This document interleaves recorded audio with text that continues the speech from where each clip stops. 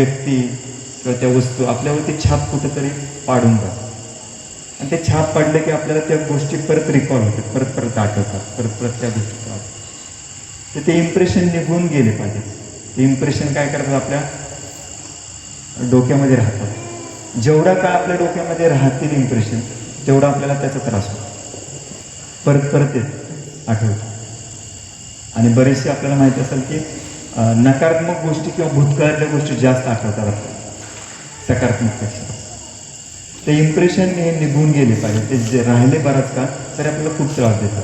तर त्याला एकमेव मात्र उपाय म्हणजे सुदर्शन क्रिया.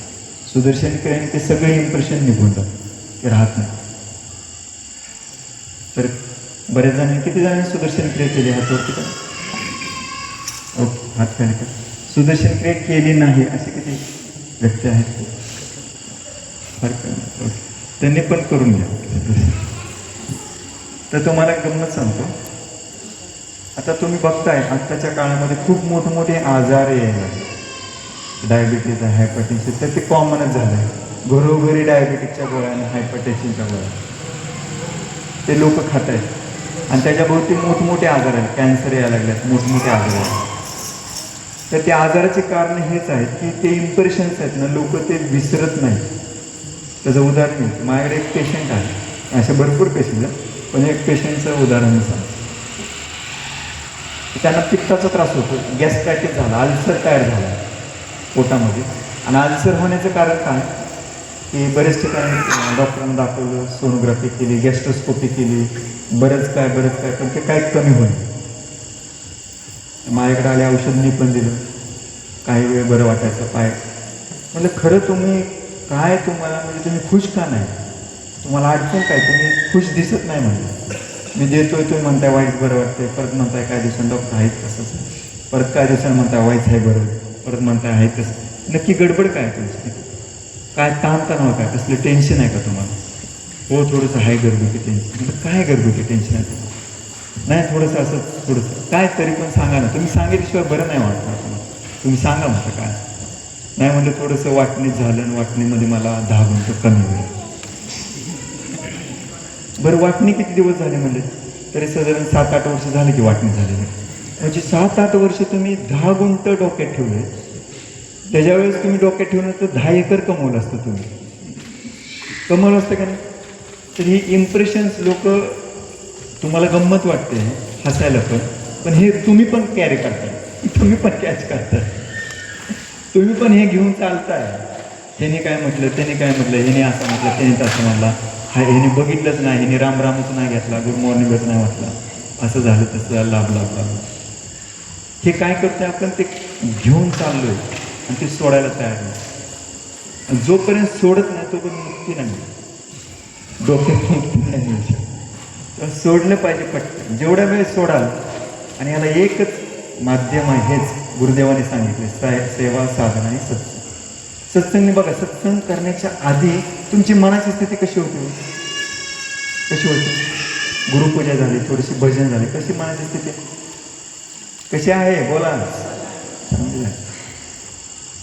मग हे कुणी केले भजन? तुम्हीच केले. कुणाला बरं वाटलं? तुम्हालाच बरं वाटलं. याचा अर्थ तुमची लढाई तुम्हालाच लढावी लागणार. तुम्हाला बरं वाटण्यासाठी तुम्हीच थोडंसं प्रयत्न करावा लागेल. मग थोडी साधना करावी लागेल, थोडं सत्संग म्हणावं लागेल, थोडी सेवा करावी लागेल. हे कुणासाठी? तुम्ही नाही जगाचं कल्याण करू शकत. ते किती आले, किती गेले, कोणाला कोण बदलू शकले नाही. हे कोणासाठी? आपल्याला बदलण्यासाठी आहे. आपल्याला बदलण्यासाठी ह्या गोष्टी आहेत, इतरांना बदलण्यासाठी. आणि आपला 8 तास तेच असतो, ह्याने बदलावं. नवरा काय म्हणतो, बायकोने थोडं बदलावं, बायको म्हणते नवऱ्याने बदलावं. तर सगळी एकमेकाला बदलावायला निघाली, पण स्वतःमध्ये बदल नको आहे. कारण सगळ्यांना दोष दिसत आहेत समोरच्याचे, आपले दिसत आहेत का? नाही. गुरुदेवाने खूप अस्त्र शस्त्र दिले. तर तुमच्या जीवनामध्ये चांगली गोष्ट आहे, गुरु आलेले. तर गुरुचे 4 वरदान असतात. एक पहिलं असतं की गुरु ज्ञान देतात. ज्ञानामुळे काय होतं? ज्ञान म्हणजे काय? अंधारापासून प्रकाशाकडे, अस्थिरतेपासून स्थिरतेकडे, अशांतीपासून शांतीकडे जाण्याचा मार्ग म्हणजे ज्ञान. ते गुरु देतात. दुसरं काय करतात? गती देतात. तुम्हाला ज्ञान आलं तर तुम्हाला गती मिळते. बघा ना, माहीत नसणारी, बघा स्वयंपाक माहीतच नाही तुम्हाला, मग बराच वेळ लागतो. पण माहीत झालं आणि तुम्ही करायला लागला की काय होतं, त्याला हळूहळू गती. आणि रोज करायला लागलं की आणखीन वेळ लागतो. पहिले तुम्ही बघा 5 चपात्या करायला लागणारा वेळ आणि आता 5 चपात्या करायला लागणारा वेळ, हे कशामुळे होते? तुमचं प्रॅक्टिस. तसेच जीवनामध्ये इथे काय ताणतणाव गोष्टी आहेत, त्याला गती येण्यासाठी गुरु मदत करतात. ते गुरुंनी सांगितलेले ज्ञान, ते ज्ञान आपण रोज आत्मसात केलं आहे, तर रोज आपण त्याचा रिचार्ज केलं पाहिजे ना. मोबाईलला रिचार्ज करता तुम्ही, पण क्रिया करत नाही. करते का? बघा, मोबाईल एक दिवस नसला तर कंपनी बंद करून टाकते, सगळे स्टॉप. हे सगळ्यात मोठी कनेक्टिव्हिटी ठेवण्याचं माध्यम आहे. स्वतःशी कनेक्टिव्हिटी पाहिजे. अख्ख्या जगाशी कनेक्टिव्हिटी आहे. बघा, आपल्याला फेसबुक, व्हॉट्सअप, इन्स्टा सगळीकडे कम्युनिकेशन आहे, पण स्वशी कम्युनिकेशन आहे. मला बरं वाटतंय का? मी खुश आहे का? मला काय पाहिजे? मी का पळतोय? मी का धावतोय? मला काय खरंच जीवनामध्ये पाहिजे? मला आजार का झाला? एवढा मोठा आजार व्हायचं काय कारण असू शकतं? हे कधी आपण आत्मचिंतन, आत्मपरीक्षण कधी केलंय का? तर हे गुरुचं ज्ञान आलं की थोडं थोडं आपण चिंतन करायला. ज्ञान गमन प्राप्ती. काय मिळवायचं ते गुरुच्या ज्ञानाने, गुरुच्या गतीशिवाय होऊ शकत नाही. तुम्ही किती डोकं पडलं तर नाही होऊ शकत. शेवटी लोकच करतात आणि ते गुरुतत्वच करतात आणि प्रत्येकामध्ये आहे. त्यामुळे काय केलं पाहिजे? बघा ना, काय पाहिजे कितीतरी बघा ना, इच्छा पूर्ण होत नाही लोकांची. 10-10, 20-20 वर्ष पण शेजारचा एक गुंठा घेतला नाही.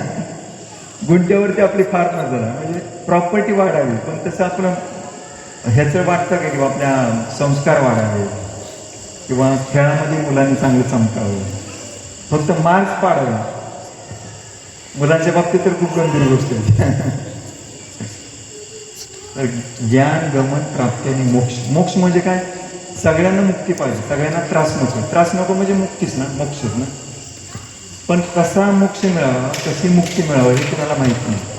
म्हणजे ते शरीराच्या लेवलला असो, मनाच्या लेवलला असो, बुद्धीच्या लेवलला असो, मुक्ती कशी मिळावी आणि माहिती पण अशरीर वळत नाही म्हणून थोडंफार योगा केला पाहिजे का नाही?